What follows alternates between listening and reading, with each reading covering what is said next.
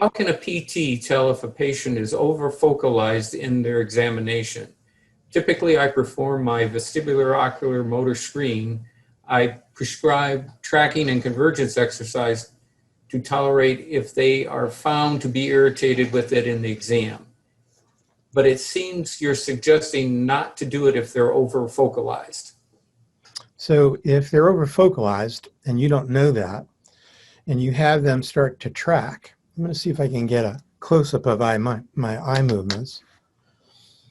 That's good. So that when they start to track, a normal tracking will appear like this, where the spatial process literally anticipates the change and focalization is maintained on the target. If you go into over-focalization, you literally become locked into a time and space, so that you're going to see this happen.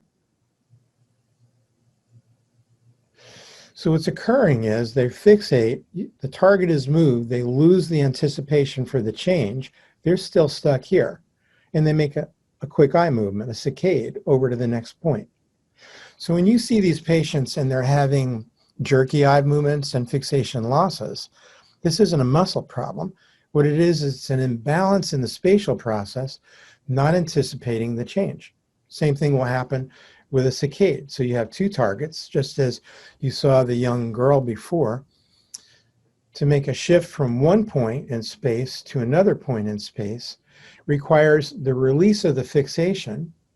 You go into a high trajectory movement, and you don't see the world during that high trajectory movement because the extraocular muscles send up to the brain that the eyes are in high velocity, and a shearing effect occurs where the focal process is shut off, yet the spatial process is never shut off because it's mapped, and it'll deliver you to the next point of fixation even though you're not seeing the world move. With patients that have overfocalization and no release to focalization, when they make a quick shift of their eyes, they're going to be shifting their eyes and not making it accurately, just like I'm doing in front of the camera. So when you see inaccurate shifts, when you see that they get stuck on a point and they can't release from that point, and it takes them time to get to the next fixation point, these are all characteristics of focal binding.